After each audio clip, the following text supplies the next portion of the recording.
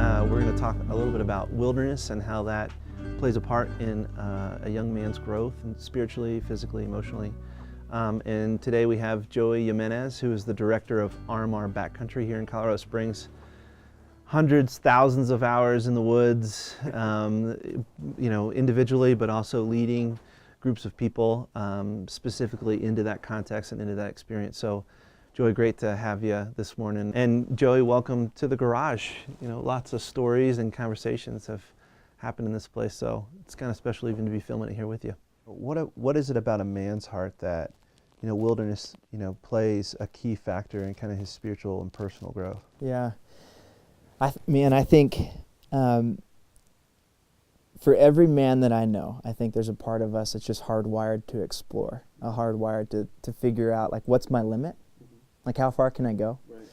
Even from being a little kid and going, how far can I push this? What can I get away with? Right. And I think by nature, the wilderness, whether that's mountains, rivers, or, something that's just purely unknown, right, gives us an opportunity to answer that question. Sure.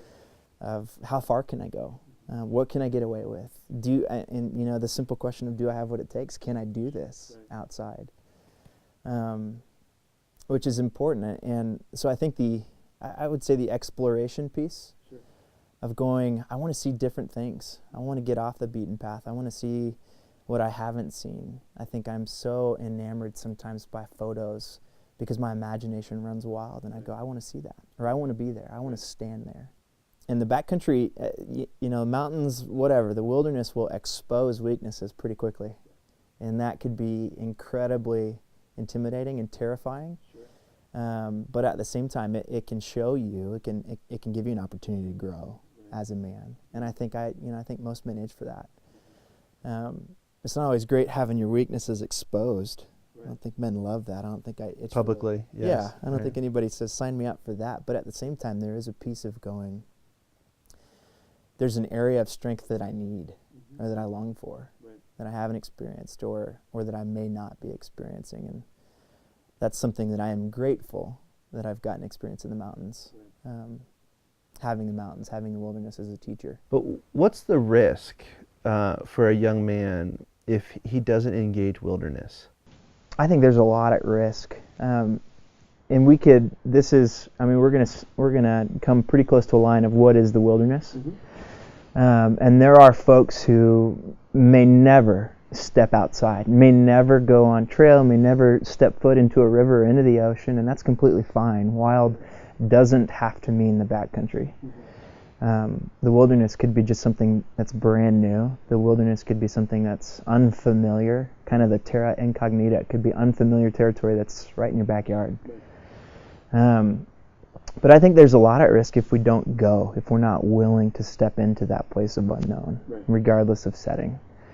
I think one of the reasons that with men that I know who are unwilling to go, who are unwilling to risk, is that they're afraid to fail.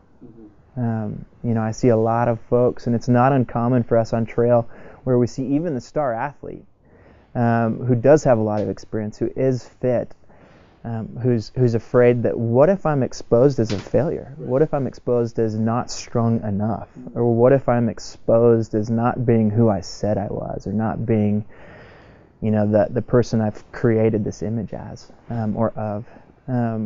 Or there's this risk of coming home empty-handed, of setting out with an objective, having a goal, and coming back and not having attained it. And that's scary. Right. That's scary for me sometimes. I think there's of course it's intimidating, mm-hmm, to put yourself on the line and to go, there's a chance that I may come back empty-handed. Right. Or there's a chance that I may go and I may learn that I don't have what it takes. Sure. But I think we risk a lot if we're not willing to risk failure. Right. I think playing it safe may work out, but I think it's also a very scary place to never be tested, to never be challenged, to never be given the opportunity to know if you do have what it takes. And if you don't, so what? Right. What does that actually mean about you as a man? Does it make anything less if you came back empty-handed? Does it mean that you're less of a man if you didn't climb that peak, or that you needed help to climb it? Sure.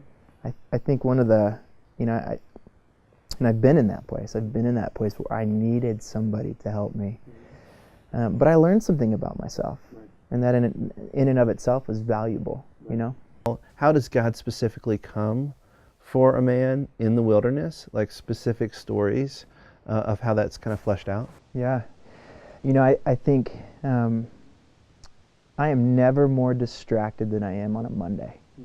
You know, when I wake up, I'm going into the office or I'm heading to work, wherever that is, and I know that I have demands, you know, for my time, for my energy, for my attention. And I think one of the beauties of the wilderness is I'm never more available to myself. I'm never more available to God when I'm removed from those distractions. And that could be something good, like my wife and my kids. You know, like I have some of the best distractions available at home in my wife and daughter. But when I go out into the backcountry, one of the things I'm most grateful for is that I'm available. It's easier to be present when I'm there. You know, I think it was John Muir who said, "When the mountains speak, wise men listen." And there's the question of, you know, when you're out in the backcountry, is it easier to hear God's voice or is he just louder? And I would probably fall into that first category of going, it's just easier because there's less things demanding my attention.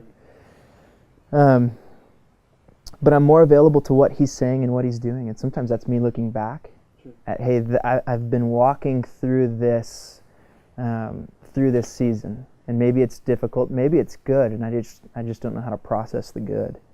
Or maybe it's incredibly difficult and I feel lost and alone.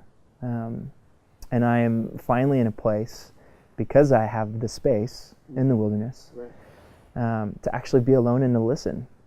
And I've given him access to me, which oftentimes seems a lot harder. I may be sitting on my hands and knees at home going, Lord, I need you to show up. And at the same time, I'm giving him no access because I'm not giving him space. And that, I think, becomes infinitely available in the backcountry. And so I'm grateful for that. And we've seen the Lord show up for kids in that, because it's the first time, oftentimes, for young men and young women in the backcountry, it's the first time they've ever had space like that. That much space. Quality and quantity.